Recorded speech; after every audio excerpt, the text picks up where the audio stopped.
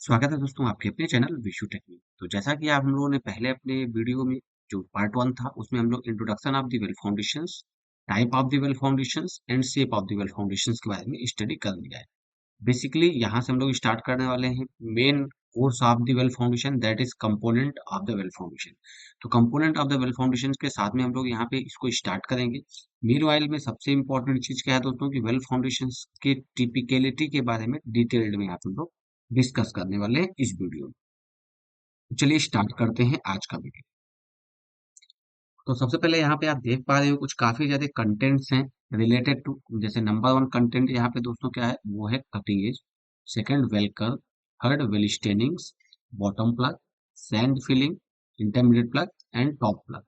Basically दोस्तों अब इन सारी चीजों के बारे में हम लोग डिस्कस करेंगे। ये टॉप प्लग इंटरमीडिएट का पार्ट है दोस्तों, तो इसके साथ में इसको डिस्कस करेंगे। तो चलिए कंपोनेंट का बारे में देखते हैं, कौन सा कंपोनेंट किस तरीके से रिएक्ट करता है और क्या उसकी वैल्यूज होती है। तो सबसे पहले दोस्तों जो यहाँ पे है कटिंग एज वेल फाउंडेशन, कोई सा भी वेल फाउंडेशन होता है दोस्तों उसमें सबसे एक बॉटम में एक पार्ट होता है जो कि कुछ इस शेप का होता है। एक एमएस प्लेट का ये बना होता है, ये एमएस बाई एमएस प्लेट का होता है। डिजाइन स्पेसिफिकेशन से के अकॉर्डिंग कौन सा आपको माइल्ड स्टील का प्लेट यहाँ पे यूज करना है वो आपको यहाँ पे देखना होगा। सेकंड दोस्तों ये कौन से पार्ट में इस स्ट्रक्चर में दिख रहा है, तो आपको यहाँ पे आप देख पा रहे होंगे कि ये जो पार्ट है दोस्तों कुछ ऐसा जो पार्ट है, सेम सेम एंड इधर में दोस्तों और सेम ही एंड आपको यहाँ पे भी मिलने वाला है। तो ये जो पार्ट है कटिंग एज का हम लोगों को पार्ट है सर, ये सेम पार्ट। सो कटिंग एज के इस स्पेसिफिकेशंस के बारे में एक चीज इंपॉर्टेंट है जो कि आईएएस जो हम लोगों का सेक्शनल है, सेक्शन 1200, सेक्शन 1200 जो कि वेल फाउंडेशन का पार्ट है जो कि मोट में मेंशन किया हुआ है। तो सेक्शन 1200 में एक चीज मोस्ट इंपॉर्टेंट मेंशन की हुई जो एमएस प्लेट का वेट होना चाहिए। एमएस प्लेट का वेट पर मीटर जो है दोस्तों कितना होना चाहिए, एटलीस्ट 40 kg। ये आपको याद, ये सबसे बॉटम का पार्ट होता है। कैसा पार्ट होता है हम आपको यहाँ पे जब कटिंग एज के डिटेल्स में जाएंगे तब आपको हम फोटोग्राफ्स के साथ में भी रिप्रेजेंट करेंगे। सेकंड पार्ट होता है दोस्तों वो क्या होता है, वो होता है वेल कर्व। तो वेल कर्व क्या होता है दोस्तों, ये पार्ट जो कि स्लैंड पोर्शन में रहता है, सबसे बॉटम स्ट्रक्चर पार्ट होता है किसी भी स्ट्रक्चर का, इसको हम लोग क्या बोलते हैं, वेल कर्व। आपको यहाँ पे दिख रहा होगा जैसा कि यहाँ पे नाम से भी दिखाया जा रहा है, ये वेल कर्व है।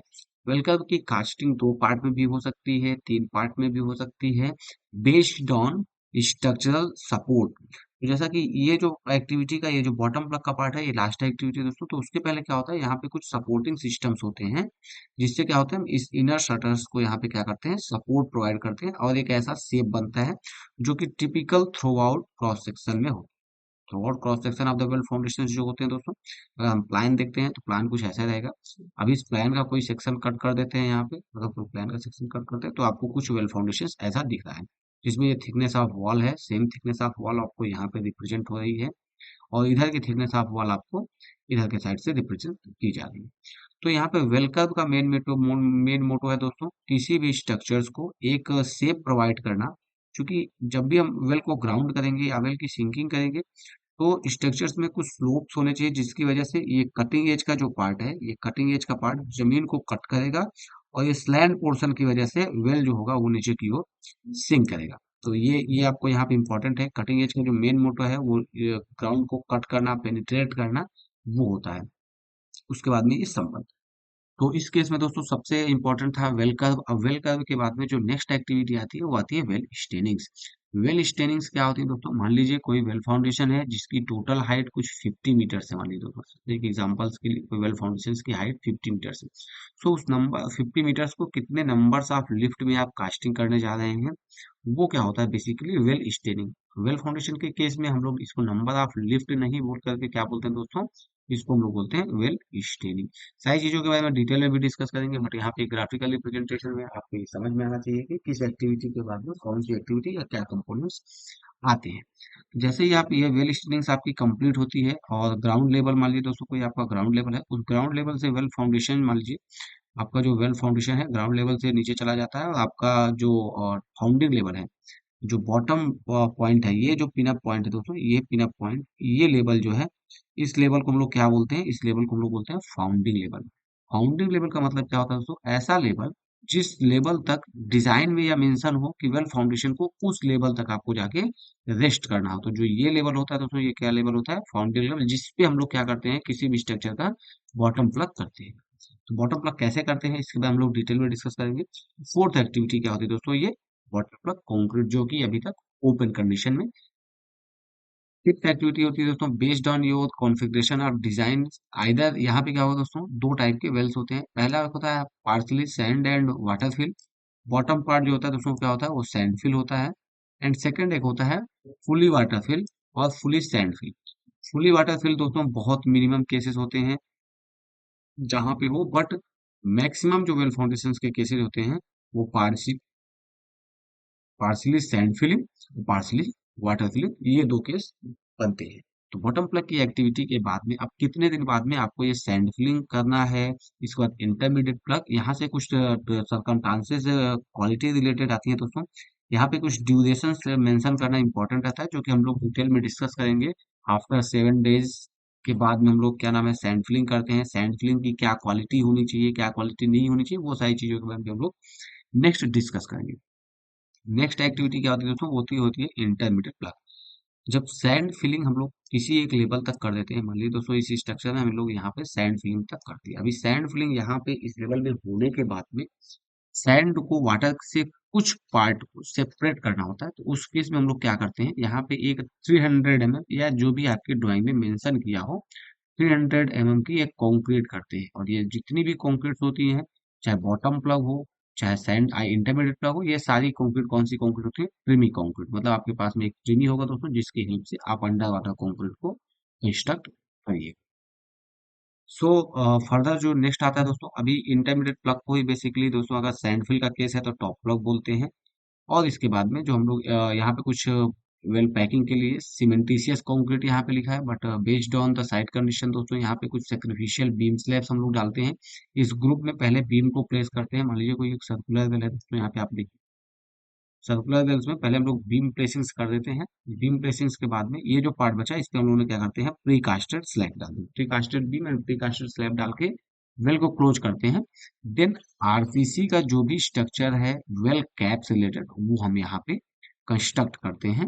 और वो हमारा क्या होता है दोस्तों, यहाँ पे होता है वेल कैप। और इसी वेल कैप के साथ में पियर का जो भी वर्टिकल रेनफोर्समेंट होता है वो यहाँ पे निकलता है। तो बेसिकली ये कुछ डिटेल्स भी दोस्तों कंपोनेंट आती है वेल फाउंडेशन के बारे में। अब चलते हैं इन सारे कंपोनेंट्स को हम लोग डिटेल्ड में वन बाय वन स्टडी करते हैं। तो अभी स्टडी में भी हम लोग मेन मोटो क्या रहेगा दोस्तों, सारी चीज को डिटेल में देखना है। तो कुछ फॉलोइंग स्टेप्स हैं जिसको हम लोग क्या करते हैं, यहाँ पे फॉलो करते हैं for start a well foundation. तो सबसे पहले इंपॉर्टेंट होता है दोस्तों, होता है सर्वे लेआउट करते हैं, setting of survey layout. Cutting edge fabrications करते हैं, जिस कटिंग एज के बारे में हमने अभी मेंशन किया दोस्तों। Placement and assembly of the cutting edge, मतलब उसको हम लोग क्या करते हैं, जिस एग्जिस्टिंग प्लेस पे हम लोगों का वेल फाउंडेशन होना है वहां प्लेस करना, उसकी असेंबली करना। अभी वेल कब कंस्ट्रक्शन होते हैं, वेल कब कंस्ट्रक्शन होते हैं, उसको ग्राउंडिंग ऑफ द वेल कब होता है, यानी सिंकिंग ऑफ द वेल कब। ग्राउंडिंग का जब केस आता है दोस्तों, ग्राउंडिंग एक्टिविटी वर्ड तब तक यूज किया जाता है जब तक कि वेल वेल कर्ब के नीचे से वो वुडन प्लैंक्स क्या होते हैं दोस्तों, नहीं निकाले जाते हैं। एक वेल कर्ब के भी नीचे में क्या होता है, तो एक वुडन प्लैंक्स होता है जिसको हम लोग, जिसके ऊपर में मिनिमम अनइवन सेटलमेंट्स ना हो, उसको अवॉइड करने के लिए एक वुडन प्लैंक्स डालते हैं कटिंग एज के जस्ट नीचे। तो उसको निकालने का जो प्रोसेस होता है, उस प्रोसेस को हम लोग क्या बोलते हैं, grounding of the well. Further दोस्तों ये प्रोसेस कंटिन्यू हो जाने वाला है, वेल सिंकिंग, वेल फाउंडेशंस की सीटिंग करना। बट इन सारी एक्टिविटीज को हम लोग डिटेल्ड में वन बाय वन डिस्कस करेंगे। बेसिकली दोस्तों all the activities what ever is mention here, try किया हुआ है कि वेल फाउंडेशन की सारी मेजर एक्टिविटीज को यहाँ पे हम लोग अडॉप्ट कर सके और की स्टेप्स को कुछ रिप्रेजेंट कर सके, जिससे काफी ज्यादा क्लियरेंस हो जाए। अदर वीडियोस में we will share how to fix the reinforcement of well curb. एक वीडियो में हम लोगों ने पहले से भी इसको डिस्क्राइब किया हुआ दोस्तों। नेक्स्ट वीडियो में भी हम लोग इसको डिस्कस करेंगे after completion of this playlist और this sessions of the well foundation. तो चलिए सबसे पहले देखते हैं यहाँ पे सर्वे सेटिंग क्या होता है, सर्वे कैसे लेआउट करते हैं, वो सारी चीजों के बारे में हम लोग यहाँ पे देखते हैं। तो सर्वे लेआउट के लिए सबसे इम्पोर्टेंट चीजें क्या है दोस्तों, कुछ यहाँ पे बेंचमार्क्स मेंशन किए रहते हैं, कैसे सर्वे लेआउट करना है, किस पोजीशन पे आपको सर्वे ये कोऑर्डिनेट्स चाहिए, किस पोजीशन पे नहीं चाहिए। तो चलिए हम यहाँ पे कुछ ड्रॉ करके रिप्रेजेंटेशंस में देखते हैं। तो बेसिकली दोस्तों अगर हम लोग यहाँ पे देख पा रहे हो तो कुछ ऐसे कंपोनेंट्स हैं setting of the well foundations में। आपको एक चीज दिखेगा, सबसे पहले जैसे मान लीजिए यहाँ पे कोई ग्राउंड है, इस ग्राउंड में हमको एक सर्कुलर वेल फाउंडेशंस को बनाना है। तो सर्कुलर वेल फाउंडेशन बनाने के लिए सबसे पहले हम लोग यहाँ पे क्या करने वाले हैं, एक सर्किल ड्रॉ होगा। इस सर्किल के कुछ कोऑर्डिनेट्स, कुछ पॉइंट्स चाहिए होंगे। जैसे ये एक centre point most important point होता है किसी भी वेल फाउंडेशन के लिए। तो ये जो सेंटर पॉइंट होता है, इस सेंटर पॉइंट के डिफरेंस में चार अदर पॉइंट्स भी हम लोग क्या करते हैं दोस्तों, पॉइंट्स लेते हैं, जिसके ऊपर हम लोग क्या करते हैं, बेसिकली कुछ कील्स वगैरह यहाँ पे हम लोग गाड़ देते हैं। अब इन कील्स का मेन रोल क्या होता है, आपका जो inner diameter of the well है, उस डायमीटर के अकॉर्डिंग हम इसको क्या करते हैं, चेक करते हैं, और एक थ्रू आउट एक लेआउट को यहाँ पे हम लोग करते हैं। ये लेआउट हम लोग क्यों करते हैं, because the positioning of well foundation, जो exact centre point of the well foundation हो, वो डिस्टर्ब नहीं हो। Because once the center will be disturbed, then the alignment of the foundation, alignment of the structure also going to be disturbed। तो ऐसी चीजों को यहाँ पे ध्यान देते हुए सर्वे को हम लोग मोस्ट इंपॉर्टेंट प्रायोरिटी देते हुए सारी एक्टिविटी को परफॉर्म करते हैं। तो यहाँ पे कुछ डिफरेंट पॉइंट्स है, such different points shall be connected to permanent station with the baseline. Basically ये सर्वे के लिए कंपोनेंट्स है, जिस भी बेंचमार्क से कोई भी एक्टिविटी को स्टार्ट किया जाए, उसके लेवल्स को लेकर के उस बेंचमार्क का कुछ बैकअप रेफरेंस होना है।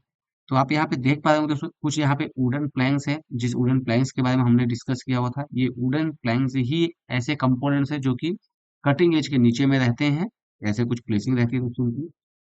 और इनका मेन रोल क्या होता है, किसी भी प्रकार के सॉइल पे अनइवन सेटलमेंट्स को रोकना, ड्यूरिंग कंक्रीट जो भी लोड ऑफ द स्ट्रक्चर से हो, उसको सेपरेट में बराबर एक कुशन के साथ में डिस्ट्रीब्यूट करना, ये इनका मेन रोल होता है। यहाँ पे आप लोग हम लोग देखना चालू करेंगे major components of the well foundation, that is a cutting edge. अब कटिंग एज के बारे में हम लोग यहाँ पे डिटेल्ड में देखेंगे, और उसके फैब्रिकेशन के बारे में भी यहाँ पे हम लोग समझेंगे।